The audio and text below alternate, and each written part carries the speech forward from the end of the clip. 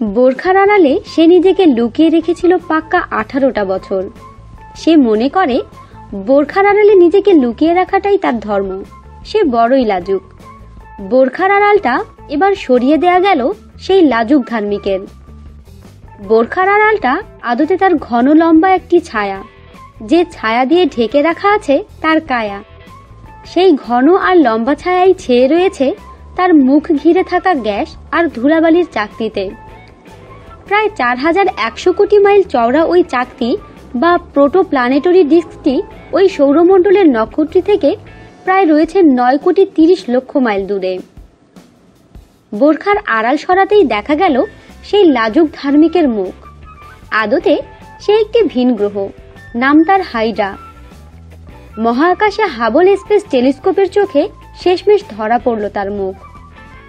18 বছরের লাগাতার চেষ্টার পর আমাদের থেকে 192 আলোকবর্ষ দূরের অন্য একটি সৌরমণ্ডলে, যে সৌরমণ্ডলের সূর্য বা নক্ষত্রটির নাম হচ্ছে TW হাইড্রা, ওজনে যা আমাদের সূর্যের চেয়ে কিছুটা হালকা। তার বয়সও খুব একটা বেশি নয়। আমাদের সূর্যের বয়স যেখানে 500 কোটি বছর, সেখানে ওই নক্ষত্র TW হাইড্রার বয়স মেরে কেটে 80 লক্ষ বছর। আমাদের সূর্যের মতোই ওই নক্ষত্রটিকে পাক মারছে বোরখার আড়ালে নিজেকে লুকিয়ে রাখার লাজুক ভিন গ্রহটি। তার সূর্যের থেকে 10 কোটি মাইল দূরের কক্ষপথে।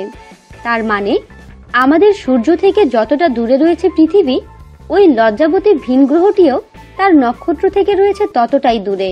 আমাদের ঠিক পাশে না হলেও কাছের পাড়া হাইড্রা নক্ষত্রপুঞ্জ, যার আরও একটি নাম ফিমেল ওয়াটার স্নেকস। সেই নক্ষত্রপুঞ্জে ওই সৌরমণ্ডলটির জন্ম খুব বেশি দিন আগে হয়নি। সেই অর্থে এখনো কৈশোর যৌবন কাটেনি TW হাইড্রার নামে ওই তারা বা নক্ষত্রটির। বোরখার আড়াল সরিয়ে একেবারেই হালে এই লজ্জাবতীর হদিশ মিলেছে মেরিল্যান্ডের বাল্টিমেরে স্পেস টেলিস্কোপ সায়েন্স ইনস্টিটিউটের জ্যোতির্বিজ্ঞানী জন ডেভসের নেতৃত্বে একটি আন্তর্জাতিক গবেষণা দল, যে গবেষক দলে রয়েছেন একজন বাঙালি জ্যোতির্বিজ্ঞানীও। কর্নেল বিশ্ববিদ্যালয়ের জ্যোতির্বিজ্ঞানের অ্যাসোসিয়েট প্রফেসর সুনন্দ মুখোপাধ্যায়। অধ্যাপক ডেভিস তার গবেষণাপত্রটি 7 জানুয়ারি পড়েছেন টেক্সাস আমেরিকান অ্যাস্ট্রোনমিক্যাল সোসাইটির বৈঠকে।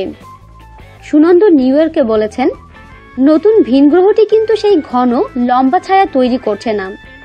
যে তারাটির চারপাশে সেই ভিন গ্রহটি চক্কর মারছে, তার থেকে বেরিয়ে আসা গ্যাস, কণাস্রোত আর ধুলোবালিকে নিজের জোরালো অভিকর্ষ বলে কাছে টেনে আনছে গ্রহটি। আর সেই গ্যাস, কণাস্রোত আর ধুলোবালির ঘন পুরু চাদরটাকে তার মুখের উপরে থাকা চাকতির ভেতরের অংশে নিজের জোরালো অভিকর্ষ বলের টানেই ওই গ্রহটি জাপটে ধরে রাখছে। আর সেই চাকতিটিই তৈরি করছে ওই ঘন লম্বা ছায়া, যা চাকতিটির বাইরের দিকেও ছড়িয়ে পড়েছে। গত 18 বছর ধরে আমরা সেই ছায়াটির উপর নজর রেখেছি।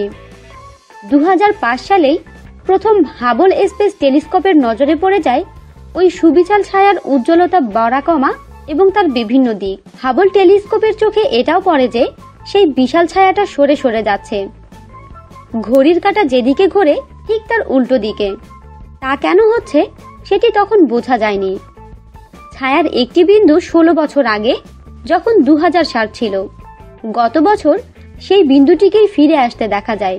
তার মানে ঘড়ির কাঁটার উল্টো দিকে ছায়াটি ঘুরছে, প্রতি 16 বছরে একবার করে। প্রথমে মনে করা হয়েছিল এসব ওই চাকতিরই কারসাজি, কিন্তু ওই ছায়াটি খুব দ্রুত সরছে দেখে বোঝা যায় তা চাকতির জন্য হচ্ছে না, কারণ ওই চাকতিটির বাইরের দিকটা একবার ঘুরে আসতে কয়েকটা শতাব্দী সময় নেবে বলে আমরা হিসাব কষে জানতে পেরেছি। আর সেই ছায়াটিও এতটাই লম্বা যে সেটা অন্তত 1000 কোটি মাইল জুড়ে ছড়িয়ে রয়েছে। সুনন্দ বলেছেন, ওই লজ্জাবতী ভিন গ্রহটি চেহারায় আমাদের সৌরমণ্ডলের সবচেয়ে বড় গ্রহ বৃহস্পতির মতো, তাই তার অভিকর্ষ বলও খুবই জোরালো। সেই জোরালো অভিকর্ষ বলই গ্যাস আর ধুলাবালির ঘন পুরু চাদরের ছায়াটাকে জাপটে ধরে রাখতে সাহায্য করছে।